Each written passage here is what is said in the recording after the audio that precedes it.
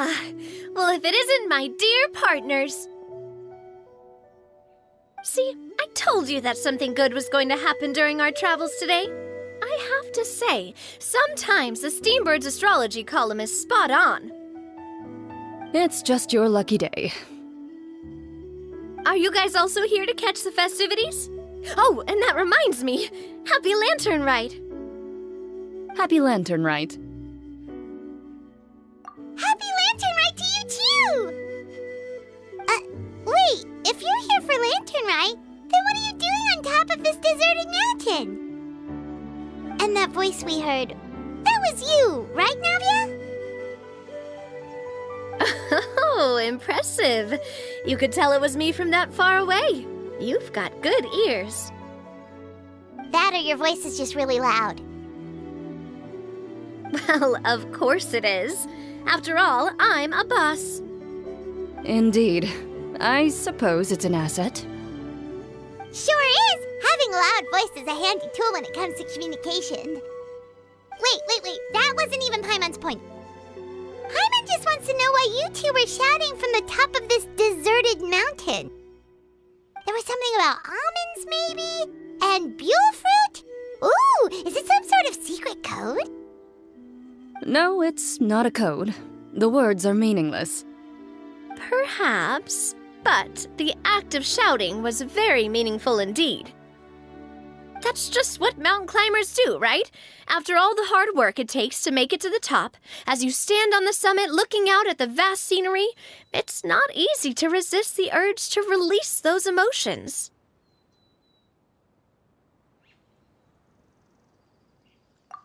Exactly. You get me, partner. I was afraid that it would cause a disturbance, so I asked the locals around here, and they said it was fine. Apparently most hikers like to shout when they get to the top, so the locals are used to it by now. So, you see, it's not just me. I guess everyone shouts from the top of a mountain at some point in their life. Speak for yourself. When you're stressed, don't you ever just get the urge to do something for no reason? Not really. If I ever get stressed, I just go hunting. Oh, that's a pretty good way to relieve stress. What I choose to hunt depends on my mood. Huh? Anyway, why don't you two give it a try? Shout anything you want. It's a real stress reliever. As long as Paimon has clothes on her back and food in her belly, Paimon doesn't think there's any stress that needs relieving. Oh, I bet you guys are just too embarrassed to let loose. No need to be shy. Even Farina was shouting from the top of this mountain earlier. Huh? Did Paimon hear that right? Farina's also here? In Chenyu village? Believe in your ears. It is indeed as you heard. Actually, the reason we climbed this mountain in the first place was also because we heard the sound of shouting. Yes, we could just about make out someone yelling things like, "Help me!" and "What should I do?" So we hurried up here to check it out. And what do you know? Miss Farina was standing right there, all red in the face. She practically sprinted back down the mountain the minute she saw us. That reminds me. I believe what she actually said was, "So help me, I will figure out what I should do about this script." So, you could actually hear what she was saying? Why didn't you say so earlier? I thought someone was really in trouble. I figured we would come check out the situation either way. Why not let her keep some privacy? Oh, seems like you caught Farina in the middle of some stress relief as well. She probably would have never thought... No, she definitely would have never thought she would run into anyone she knew all the way out here. I think so.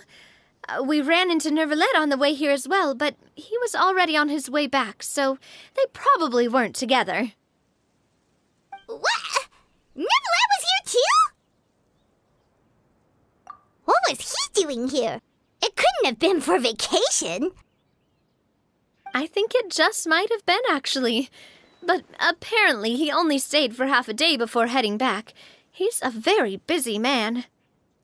Neuvillette is not the type to take much time off. Taking even a half day for himself is already a huge step in the right direction.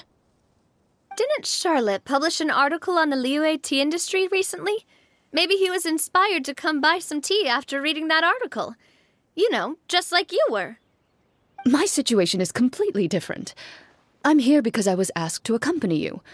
The tea purchase is simply an added bonus of this location. You Fontainians and your tea drinking. Oh, it's not for me. I lost a bet with Ridesley, and now I have to buy him something.